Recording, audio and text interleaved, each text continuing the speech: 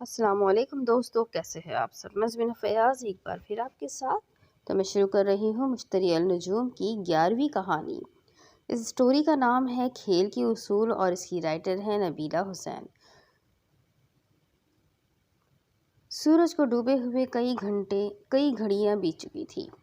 ہر طرف گہرا گھپ اندھیرا تھا۔ بادلوں نے آسمان پر بسیرا کر رکھا تھا۔ ہر طرف خاموشی تھی، وحشت بھری خاموشی۔ ایسے میں ہم اگر نئے ملتان کی سوفٹی روڈ پر واقع اس 3 منزلہ پولیس اسٹیشن کا جائزہ لیں تو پولیس اسٹیشن میں داخل ہونے کے لیے ایک دروازہ تھا۔ اگر اس دروازے کو عبور کر کے اندر آئے تو خاموشی اور حبس کا راج تھا۔ پولیس اسٹیشن میں بہت کم حوالدار تھے اور سب ہی خاموشی سے اپنے کاموں میں غرق تھے۔ دروازے کے دائیں جانب ایک کمرہ تھا اور بائیں جانب راہداری۔ راہداری میں چل کر جاؤ تو ایک طرف دیوار تھی اور دوسری طرف کمرے قطار در قطار تھے اور ہر کمرے میں 2 سے 3 قیدی تھے۔ 3 کمروں کو چھوڑ کر چوتھے کمرے میں جھانکو تو اندر 2 وجود بیٹھے تھے۔ ایک کرسی پر وہ 40 سالہ وکیل بیٹھا تھا اور اس کے سامنے براؤن آنکھوں والی لڑکی بیڈ پر 4 زانوں بیٹھی ہوئی تھی۔ آپ کہنا چاہتے ہیں کہ مجھے وہ آنکھوں میں تشکر لیے اپنی بات کو ادھورا چھوڑ گئی تھی۔ خیر، میں نے کیا کیا، کیوں کیا، کیسے کیا، یہ ضروری نہیں ہے ناز صاحب۔ آپ کے لیے اب بس یہ ضروری ہے کہ مجھے کل بے گناہ کیسے ثابت کرنا ہے۔ وہ اپنے بے پرواہ لہجے میں کہہ رہی تھی کہ ناز صاحب کے فون پر میسج آیا تو وہ خاموش ہو گئی۔ جی میں آپ کو یہاں سے نکال لوں گا، اب میں چلتا ہوں۔ ناز نے فون دیکھا، جلدی سے اپنے الفاظ ادا کیے اور اپنا بیگ اٹھا کر دروازے کی طرف لپکا۔ وہ ابھی سلاخوں والا دروازہ کھول کر باہر نکلا ہی تھا کہ ایک اور وکیل اسے اپنے سامنے نظر آیا۔ ناز کے چہرے کا رنگ فک ہو چکا تھا۔ وہ جلدی وہاں سے چلا گیا۔ حاشر کو حیرت ہوئی لیکن وہ ناز کو مخاطب کیے بنا اندر چلا گیا۔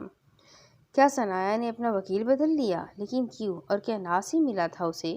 حاشر کے دماغ میں کئی سوال چل رہے تھے لیکن بظاہر خاموشی سے وہ ناز کی چھوڑی ہوئی کرسی پر آ کر بیٹھ گیا۔ ناز دبے پاؤں واپس آ کر سیل کے پاس ایسے ٹھہر گیا کہ وہ حاشر صاحب اور ثنایا کی گفتگو بآسانی سن سکتا تھا۔ ارے حاشر صاحب، آپ کیوں آئے؟ گھر پر آرام کرتے، آپ کا اسسٹنٹ تو آ گیا تھا نا؟ اپنی لہجے میں ہمدردی لانے کی وہ پوری کوشش کر رہی تھی لیکن ناکام ثابت ہو رہی تھی کیونکہ ہمدردی سے ثنایا کا کوئی تعلق نہیں تھا۔ یہ کیا کہہ رہی ہو ثنایا؟ میرا کون سا اسسٹنٹ اور میری طبیعت؟ کیا تمہیں میرا پیغام نہیں پہنچا کہ میں رات کو آؤں گا؟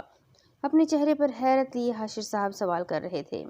حاشر صاحب، آپ کے ناک کے نیچے سے کوئی آ کر آپ کے کلائنٹ سے ساری بات نکلواتا ہے اور آپ کو بھنک ہی نہیں۔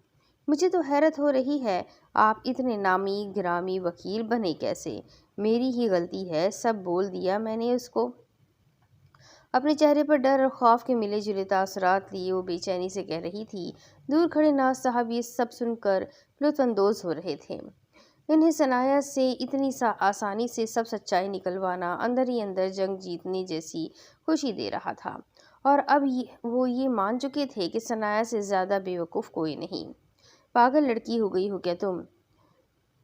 ضرور ناز نے کوئی ویڈیو بنائی ہوگی اور اب وہ عدالت میں اس ویڈیو کو دکھا کر تمہیں مجرم ثابت کر دے گا اور تمہیں پھانسی کی سزا سنائی جائے گی اور میں کیس ہار جاؤں گا۔ حاشر کو اپنے کیس ہارنے کی پڑی تھی اور ثنایا کو اپنی موت دکھائی دے رہی تھی۔ ویڈیو لفظ سن کر ناز کو کچھ یاد آیا اور وہ وہاں سے دبے پاؤں نکل گیا۔ ابھی اسے کسی کے پاس جانا تھا۔ اب آپ میرا کیس نہیں لڑیں گے؟ اب آپ یہاں سے جا سکتے ہیں اور ہاں وکیل صاحب، آپ کی پوری فیس آپ کے اکاؤنٹ میں جمع کروا دی جائے گی۔ پچھلے 10 منٹ میں جو ڈر، خوف اور حیرت ثنایا کے چہرے پر تھا اب وہ پوری طرح سے غائب تھا۔ اب ثنایا کا چہرہ ہر تاثر سے خالی تھا۔ حاشر کو ثنایا کو دیکھ کر خوف آ رہا تھا۔ کون تھی یہ لڑکی اور کیا تھی؟ کیا وہ کوئی کھیل کھیل رہی تھی؟ کیا اسے اس بات کا ڈر نہیں تھا کہ کل اس کے مرنے کی تاریخ طے کی جائے گی یا کیا وہ اپنا مستقبل اپنے ہاتھوں سے خود لکھتی تھی؟ کل رات ایک فون کیا کہ آپ کو میرا کیس لڑنا ہے اور اب بس سن لے کہ آپ میرا کیس نہیں لڑیں گے۔ کیا وہ لوگوں کو اپنے کاموں کے لیے استعمال کرتی تھی یا کیا اس نے صرف حاشر کو ہی استعمال کیا تھا؟ کیا وہ معصوم تھی یا حد سے زیادہ شاطر؟ آپ کا کیس اب کون لڑے گا؟ کافی دیر خاموشی رہی، پھر حاشر نے اپنی آنکھوں میں ہمدردی لیے سوال کیا۔ آپ کو اپنے پیسوں سے مطلب ہونا چاہیے وکیل صاحب، مجھے ہمدردی جو میری اپنی ذات کی بھی نہیں پسند، اس لیے آپ بھی مت دکھائیے۔ براؤن آنکھوں والی لڑکی کے لہجے میں بیزاریت تھی، پھر بھرپور بیزاریت۔ وہ مومل کے کمرے کی کھڑکی ہے، اس کو وہاں سے اندر چھوڑ دینا۔ پہلے ایک کھڑکی، پھر ایک ڈبے کی طرف اشارہ کر کے وہ ایک ادھیڑ عمر کے شخص کو ہدایت دے رہی تھی۔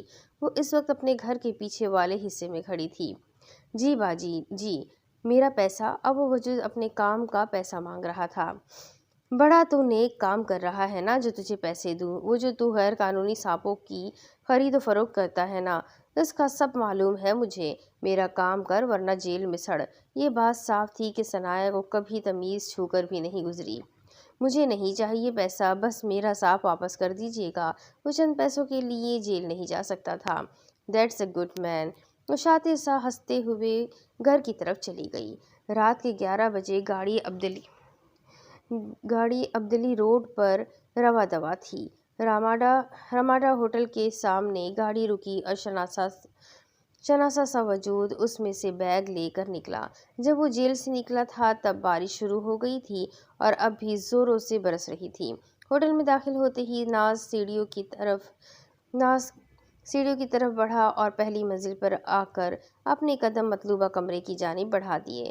کمرے کے سامنے آتے ہی اس نے دستک دی اور کچھ لمحے بعد ہی دروازہ کھل گیا، مانو جیسے کمرے کے اندر کے انسان کو ناز کے آنے کا ہی انتظار تھا۔ کمرہ کافی بڑا تھا اور عالیشان تھا۔ ایک بیڈ جو کمرے کے بیچ میں تھا، جس کے بالکل اوپر ایک خوبصورت جھومر تھا۔ بیڈ کے سامنے ٹی وی اور ٹی وی کے تھوڑا اوپر اے سی تھا جو اس وقت بند تھا۔ ٹی وی سے تھوڑے فاصلے پر اسٹڈی ٹیبل اور اس کے مقابل کرسی رکھی تھی۔ اس سے تھوڑے دور 2 سنگل صوفے اور ان کے درمیان ایک چھوٹا سا میز، جس کے اوپر ایک پی سی اور رکھا تھا اور ساتھ ایک تصویر بھی تھی جس میں 6 لوگ مسکراتے ہوئے کھڑے تھے۔ ایسا لگتا تھا وہ کوئی خوشحال خاندان تھا، لیکن کیا واقعی ہر تصویر میں مسکراتے خاندان یا چہرے خوش بھی ہوتے ہیں؟ نہیں، اگر رشتے بے معنی، جھوٹ، دھوکہ، نفرت کی بنیاد پر بنے تو پھر خوشحال دکھنے والے خاندانوں میں بھی خوشی نہیں ہوتی، اور اگر اس سب کے ساتھ طعنے، حسد، بدلہ یہ سب بھی شامل ہو جائے تو پھر خوشحال تو کیا، ایسے خاندانوں کا بچ پانا بھی مشکل ہو جاتا ہے۔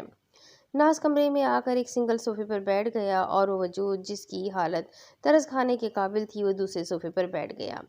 بارش کی وجہ سے بہت رش تھا، اس لیے آنے میں دیر ہو گئی۔ ناز اپنی دیر سے آنے کی وجہ بتا رہا تھا، جس کو سننے میں شاذم کو کوئی دلچسپی نہیں تھی۔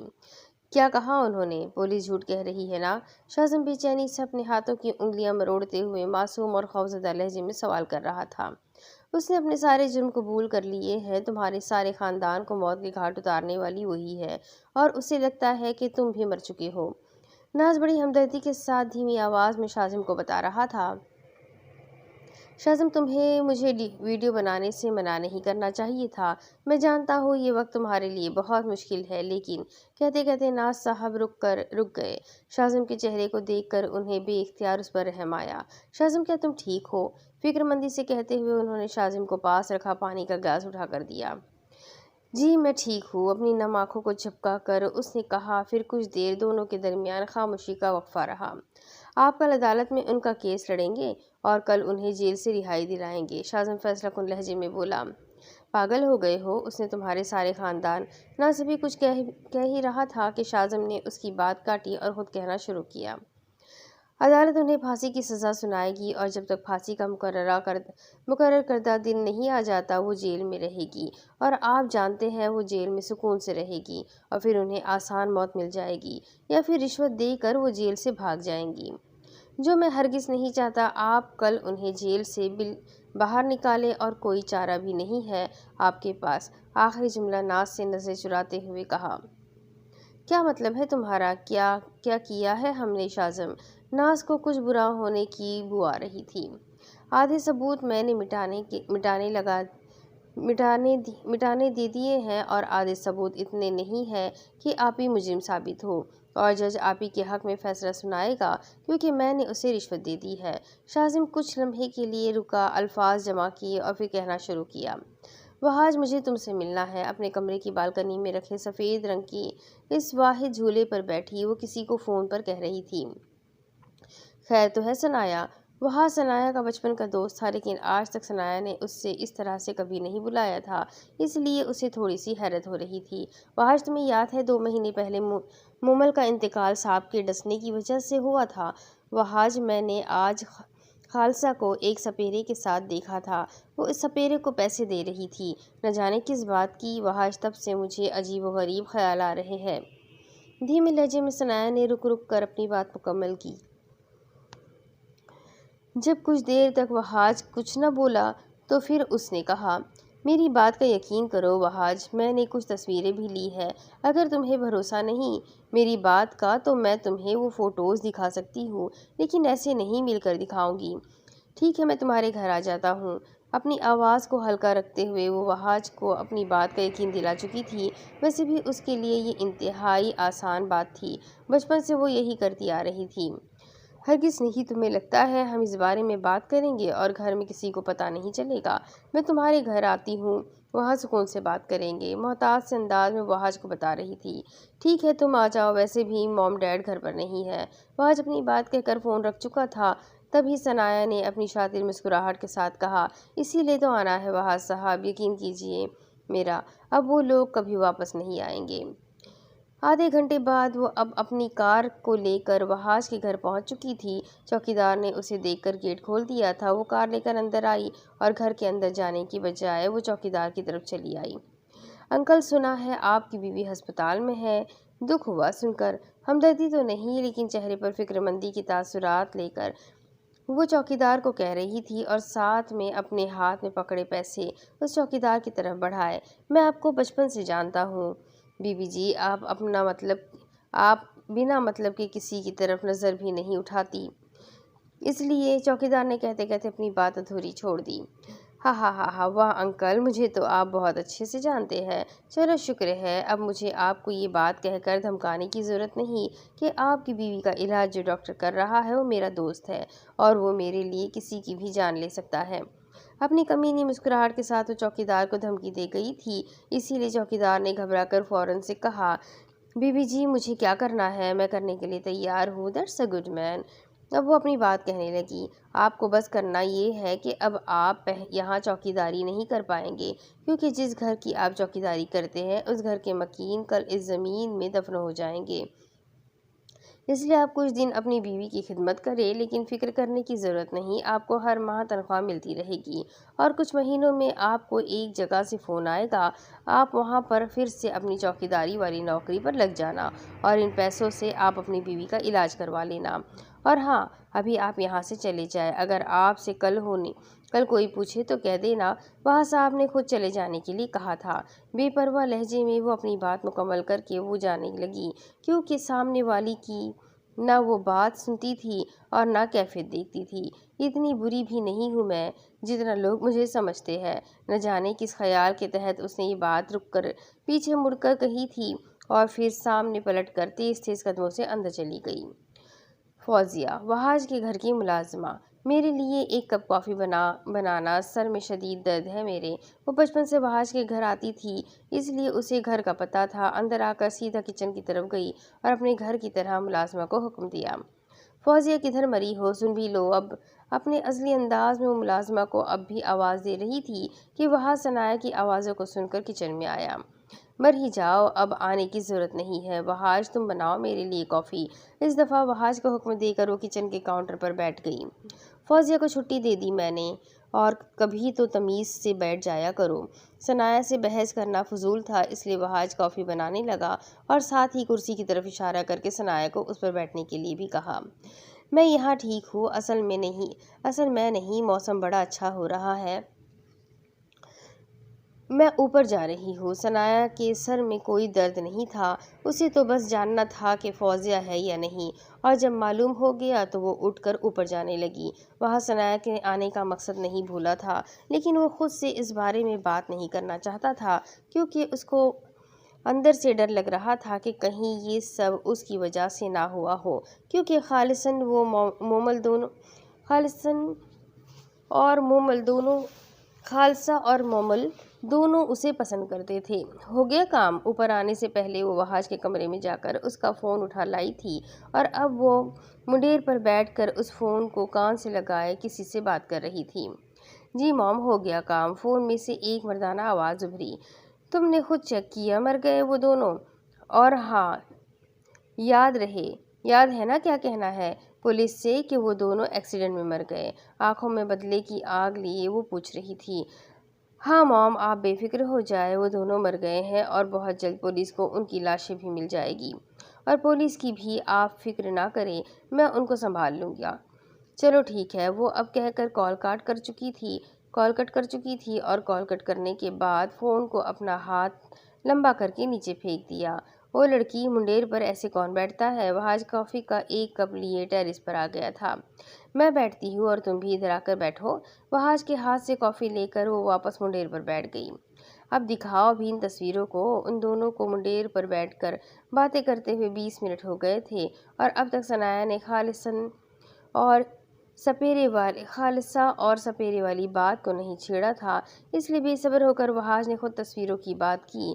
ادھر وحاش نے کہا ہی تھا کہ ثنایا اٹھ کھڑی ہوئی اور زور سے وحاش کو دھکا دے دیا۔ ابھی وہ کچھ سمجھ پاتا اس سے پہلے ہی اس کا بیلنس برقرار نہیں رہا، اور وہ 3 منزلہ ٹیرس سے زمین پر جا گرا، اور فوراً سے پہلے اس کی روح پرواز کر گئی۔ وہ خود نہیں جانتی تھی اس نے 20 منٹ کیوں برباد کیے۔ جب تمہاری خالصہ کچھ دنوں میں تمہارے پاس آئے گی تب خود ہی اس سے پوچھ لینا کہ وہ سپیرے سے کیوں ملی تھی۔ گھٹیا باپ کا گھٹیا بیٹا، جہنم میں جاؤ اب۔ یہ منظر ہے ایک چھوٹے سے یتیم خانے کے ایک کمرے کا، جس میں ابھی 5 لوگ موجود تھے: شارق صاحب اور ان کی بیوی ایرا، تیسرا ایک مینیجر شوکت جو لگ بھگ 30 سالہ تھا، ساتھ اس کی بیوی سفینہ، اور چوتھی ایک 5 سالہ معصوم بچی۔ آپ لوگ باہر جائیں ہیں، ہمیں ثنایا کی مرضی کے مطابق فیصلہ لینا ہوگا، مینیجر نے دو ٹوک لہجے میں کہا، کیونکہ شارق اور ایرا پچھلے 1 گھنٹے سے ثنایا کو منانے کی کوشش کر رہے تھے، لیکن وہ ان کی باتوں کا کوئی جواب نہیں دے رہی تھی۔ اسی لیے اب شوکت ایک دفعہ خود ثنایا سے پوچھنا چاہتا تھا۔ وہ 2 لوگ آپ کو گود لینا چاہتے ہیں بیٹا، وہ بھلے لوگ ہیں، ہم چاہتے ہیں ایک دفعہ آپ اس بارے میں سوچو۔ شوکت ثنایا کے سامنے گھٹنوں کے بل بیٹھ کر پوچھ رہا تھا۔ آج ثنایا کو اس یتیم خانے میں آئے ہوئے پورا 1 سال ہو گیا تھا، اور اب تک وہ ہزاروں لوگوں کو منع کر چکی تھی، لیکن یہ دونوں اسے سوچنے پر مجبور کر رہے تھے، یا شاید وہ اتنے وقت سے ان دونوں کا ہی انتظار کر رہی تھی، لیکن اپنے چہرے کے تاثر کو چھپائے ہوئے تھی۔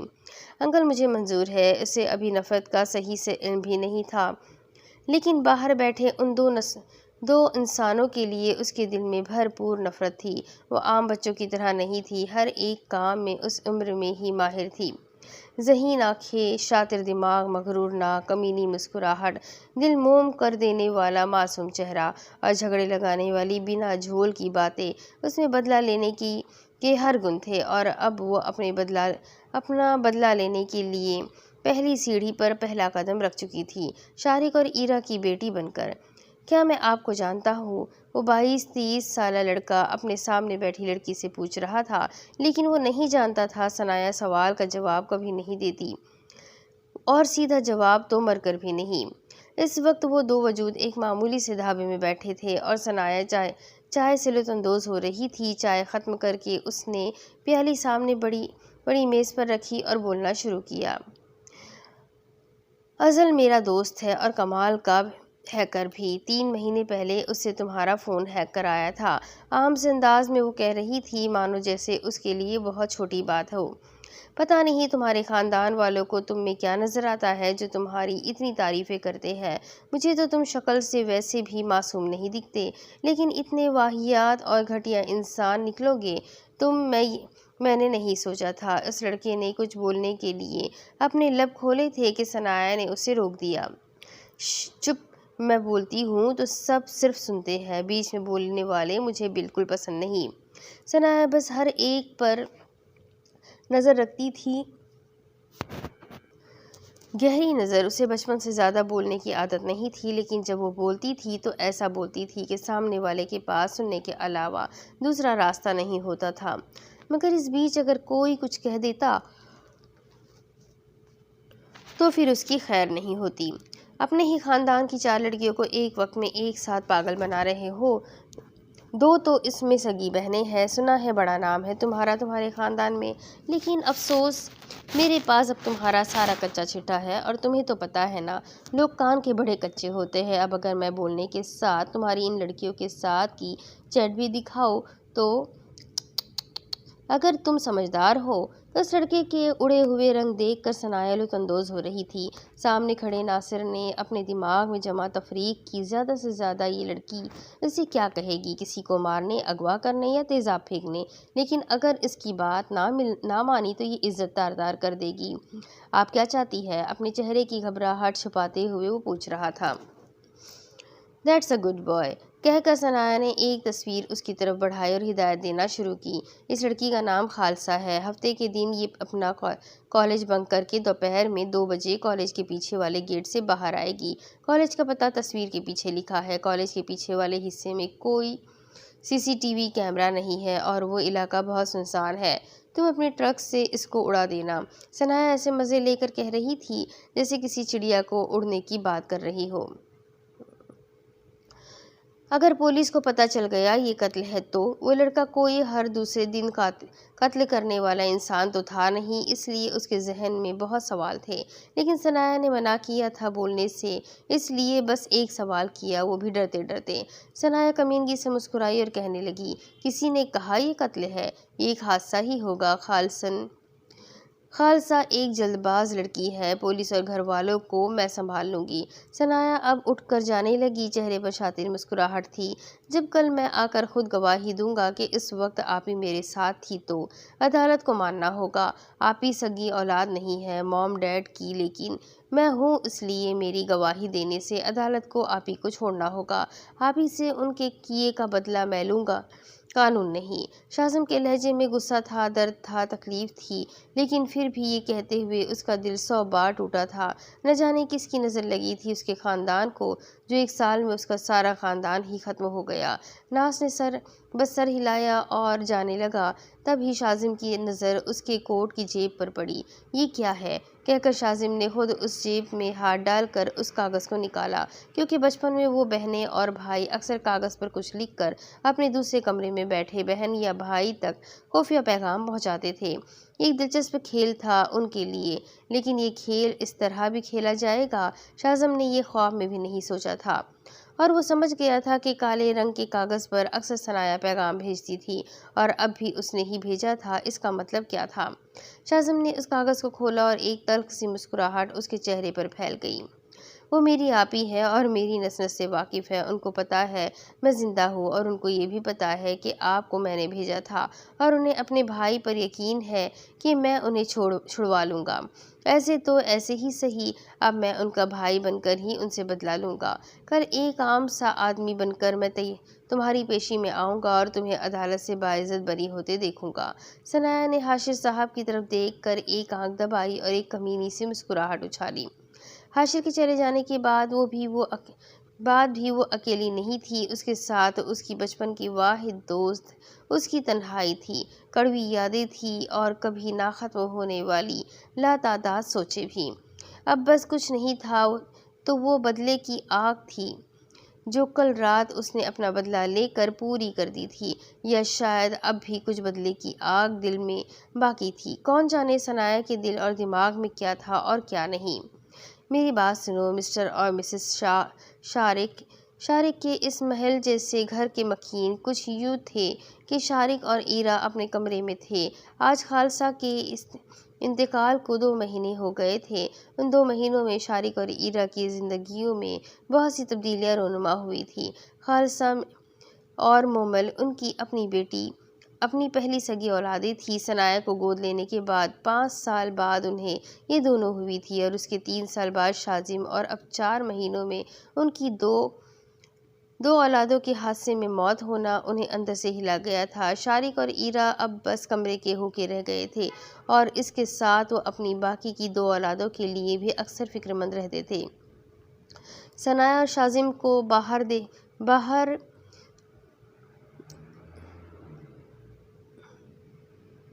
زیادہ باہر نہ جانے دیتے، بلکہ گھنٹوں تک اپنے سامنے بیٹھا کے رکھتے اور ان سے بہت باتیں کرتے۔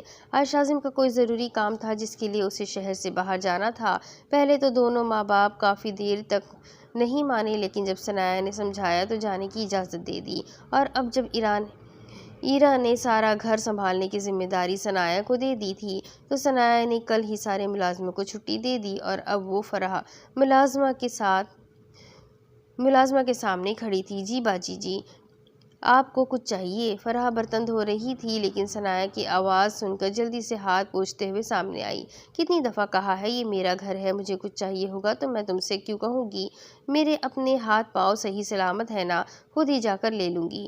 اگلی دفعہ مجھ سے یہ مت پوچھنا، اصل میں اب اس کی ضرورت بھی نہیں پڑے گی۔ پہلے 3 جملے اپنے دانتوں کو پیستے ہوئے کہے، جبکہ آخری جملہ بڑے مزے سے کہا، جی باجی جی۔ فرح کے لیے یہ پہلی دفعہ نہیں تھا۔ ثنایا نے اسے 100 دفعہ یہ بات کہی تھی کہ وہ اپنی چیزیں خود لے سکتی ہے، اسے کسی کی ضرورت نہیں، لیکن ہر بار وہ اپنی عادت سے مجبور ہو کر پوچھ لیتی تھی، کیونکہ خالصہ اور مومل کبھی ایک گلاس خود پانی لے کر بھی نہیں پیتے تھے، جس وجہ سے فرح کو پوچھنے کی عادت لگی ہوئی تھی۔ کچھ دن پہلے میں تمہارے گھر گئی تھی، تمہارے شوہر سے ملاقات ہوئی، تمہاری چھٹی کو آدھا گھنٹہ ہو گیا تھا، لیکن پھر بھی تم گھر نہیں پہنچی تھی۔ بیچارہ پریشان ہو رہا تھا، اپنے چہرے پر مسکراہٹ سجاتے وہ اپنے سامنے کھڑی عورت سے سوال کر رہی تھی، جس کے چہرے کے رنگ اڑ گئے تھے۔ تمہیں دھمکا نہیں رہی ہوں، پچھلے کئی سالوں سے تم یہاں پر کام کرتی ہو، جب تو تمہاری شادی بھی نہیں ہوئی تھی، جب سے تمہارے شوہر کو اس بارے میں نہیں پتا۔ نہ میں بتاؤں گی، کیونکہ میں جانتی ہوں تم کوئی غلط کام نہیں کر رہی، لیکن اپنے شوہر کی لا علمی میں کیا ہر کام غلط ہی ہوتا ہے؟ یہ چھوٹی بات نہیں ہے کہ اپنے گھر کا مرد آپ کو کسی چیز کی اجازت نہ دے اور آپ پھر بھی کریں۔ میں یہ بھی جانتی ہوں تم یہ اپنی تنگدستی دور کرنے کے لیے کر رہی ہو، لیکن ایسے مت کرو فرح، یہ ہر طرح سے غلط ہے۔ اور تمہارا شوہر وہ کیوں نہیں کماتا؟ جب وہ تم سے کہتا ہے کہ تم مردوں کے ساتھ اس کمپنی میں کام مت کرو، تو تم آگے سے اس کو کمانے کا کیوں نہیں کہتی؟ فرح، گھر چلانا تمہارے اکیلے کی ذمہ داری تو نہیں ہے، اس کو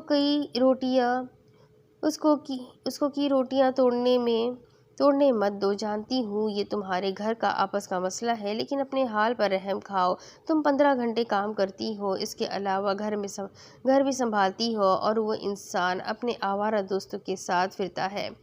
خیر، میں تمہیں بس یہ دینے لگی تھی۔ ثنایا نے اپنے ہاتھ میں پکڑا کارڈ فرح کی طرف بڑھایا۔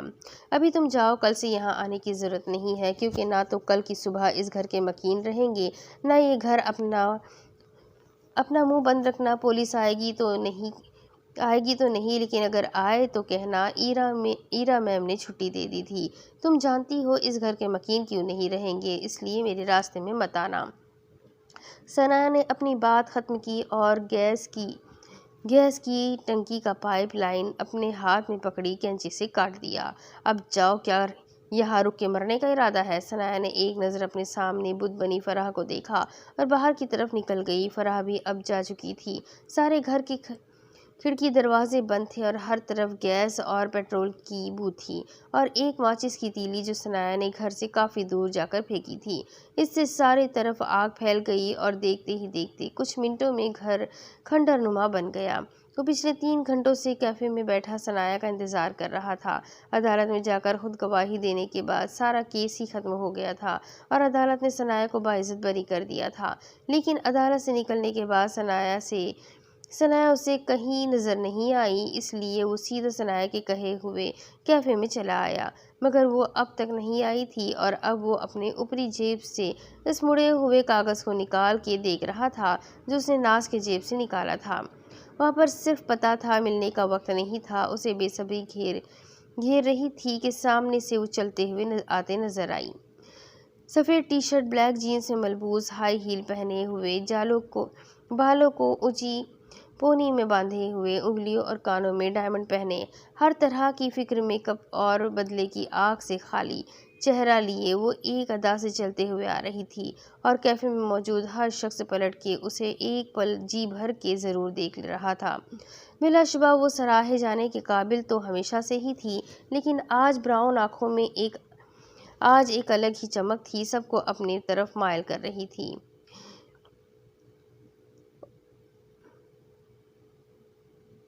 عمرو، یہ میرا دل لے لو، مجھے یقین تھا ہی کہ میرا واحد بھائی مجھے جیل سے باہر نکال ہی لے گا۔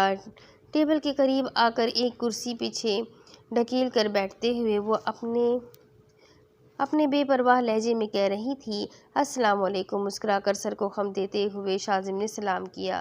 ثنایا ہمیشہ شاذم کے لیے ماں والے مقام پر رہی تھی، اس کا نام رکھنے سے لے کر تو اس کی تربیت کرنے تک سب کچھ ثنایا نے کیا تھا، ہر چھوٹی بڑی خوشی لے کر خواہش تک سب کا خیال ایرا سے زیادہ ثنایا رکھتی تھی، اور اب بھی شاذم ثنایا کی عزت و احترام کے لیے اٹھ کھڑا ہوا تھا۔ وعلیکم السلام، شرمندہ ہی کر دیا۔ ہلکی مسکراہٹ کے ساتھ وہ کہہ رہی تھی، آپی، ماضی میں جو ہوا اسے بھول جائے، اب آپ ہی میرا سارا خاندان ہے، ہم سب بھول کر آگے بڑھ جاتے ہیں۔ بہت مان سے شاذم اپنی بات کہہ رہا تھا، اور اس کے مان کو برقرار رکھتے ہوئے ثنایا اپنے سر کو دبے دبے جوش کے ساتھ ہاں میں ہلا رہی تھی۔ اب آپ بھی اپنی شادی، شاذم کہہ ہی رہا تھا کہ ثنایا نے اس کی بات کاٹی اور خود کہنے لگی، میں تمہیں یہی کہنے آئی تھی، میں اور حاشر شادی کر رہے ہیں، اور مجھے بڑی خوشی ہوگی اگر تم ہماری شادی میں میرا سارا خاندان بن کر شرکت کرو گے۔ شاذم کے چہرے پر خوشگوار اثرات امڑ آئے۔ یہ بھی کوئی کہنے والی بات ہے آپی، میں خود ساری شادی کی تیاری کروں گا۔ 1 گھنٹے باتیں کرنے کے بعد وہ چلی گئی، اور شاذم بھی اب جانے ہی لگا تھا کہ اسے حاشر نظر آیا، اور ساتھ ایک لڑکی بھی۔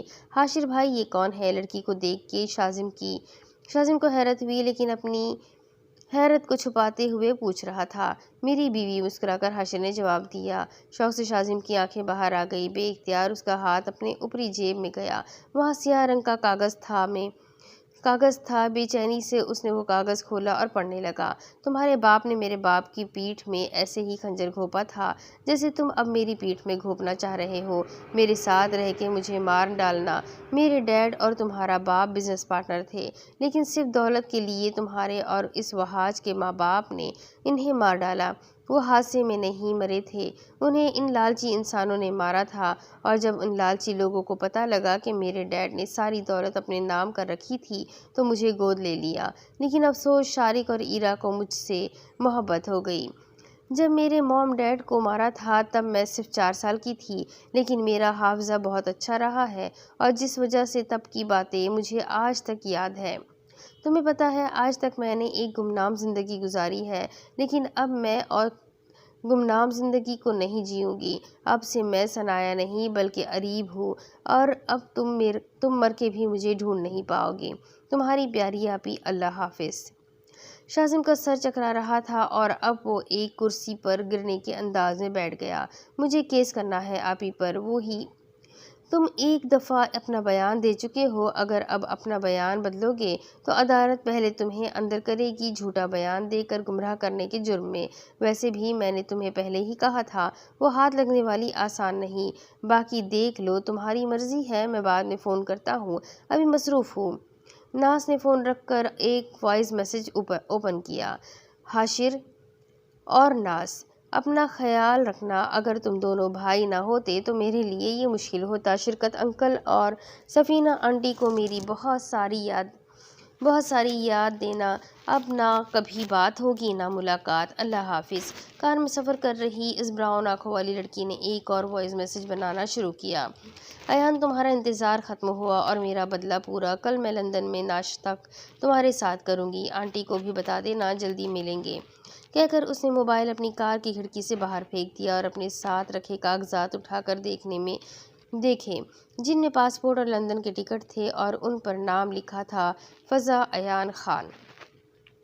لبوں پر مسکراہٹ سجا کر ثنایا نے ایک سطر کہی، شاہزم تم ہار گئے کیونکہ تم کھیل کے اصول بھول گئے کہ کھیلوں میں سامنے والے کو ترس کھا کر یا کمزور سمجھ کر موقع نہیں دینا چاہیے، اور تم نے مجھے موقع دیا اور میں جیت گئی۔ یہ کہانی یہی ختم ہوتی ہے۔ امید کرتی ہوں آپ سب کو پسند آئی ہوگی۔